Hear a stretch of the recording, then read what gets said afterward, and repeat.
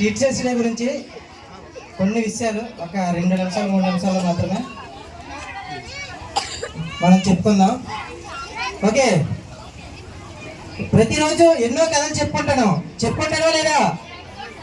చెప్పుకుంటానవా లేదా? ఈరోజు కూడా సేమ్ అలాగే ఉంటుంది. అందరూ గుడికి వెళ్తారా? వెళ్ళరా?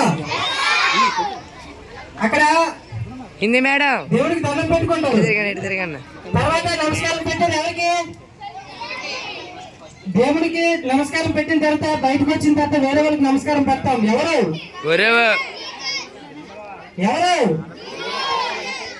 అక్కడ ఉంటారు? ఎవరైనా గుడి దగ్గర దేవుడి దగ్గర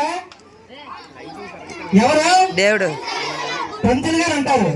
ఆయన వేదాలు చదువుకుంటారు. 4 వేదాలు చదువుకొని గుడిలో పూజ చేసేటప్పుడు కానీ మన ఇంటి దగ్గరకు వచ్చి పూజ చేసేటప్పుడు కానీ మొట్టమొదటిసారిగా ఏమంటారంటే ఓం శ్రీ గురుభ్యో నమః కేశవాయ స్వాహ నారాయణాయ స్వాహ మాధవాయ స్వాహ అంటారు. అంటే ఫస్ట్ ఏమంటారు? ఫస్ట్ ఓం శ్రీ గురుభ్యో నమః అంటే ఫస్ట్ ఆఫ్ ఆల్ ఏం చేస్తున్నారంటే పంతులు గారు ఆయనకి విద్య నేర్పిన గురువు గారికి ముందుగా నమస్కారం పెట్టుకొని తర్వాత దేవుడికి పూజ చేస్తున్నారు. అంటే ఫస్ట్ ప్రిఫరెన్స్ ఎవరికి ఇచ్చారు? దేవుడికి ఇచ్చారా? గురువుకి ఇచ్చారా? గురువుకే కదా ఇచ్చారు. అలానే పంతులు గారిని అడిగితే ఈ విధంగా చెప్పారు, నాకు దేవుడు ఉన్నాడని చెప్పింది, దేవుడు మనకు అన్ని ఇస్తాడని చెప్పింది నాకు మా గురువు గారే. కావున దేవుడికైనా ఇంకెవరికైనా నేను ముందు చేసేటప్పుడు మా గురువు గారినే నమస్కరించుకుంటాను అని చెప్పారు. అయితే చూడండి, మనం ముగ్గురు గురించి చెప్పుకుందాం. నా వెనకాల చెప్పండి. గురువు, సద్గురువు, జగద్గురువు. ముగ్గురు గురువుల గురించి చెప్తున్నాం కదా. గురువు అంటే మనం ప్రతి చోట చూస్తుంటాం. వాళ్ళు వృత్తి విద్య, వాళ్ళు చెప్పాల్సిన పాఠాలని అన్ని మనకి చక్కగా నేర్పించి వాళ్ళ యొక్క వృత్తిని నెరవేర్చుకుంటారు.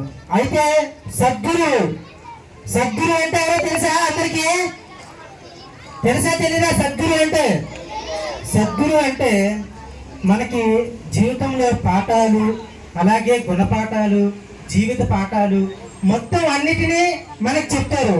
అంటే నిన్ను కొడతారు, నిన్ను తిడతారు, నీకు చదువుతో పాటుగా ఆటలు నేర్పిస్తారు, డ్యాన్సులు నేర్పిస్తారు, తర్వాత మిగతా ఎన్నో విషయాలు నీకు జీవించడానికి ఉపయోగపడే మొత్తం విషయాలన్నీ నేర్పిస్తారు. అయితే మీకు ఈ స్కూల్లో ఉన్న టీచర్స్ లో అందరూ గురువులా సద్గురులా చెప్పలే?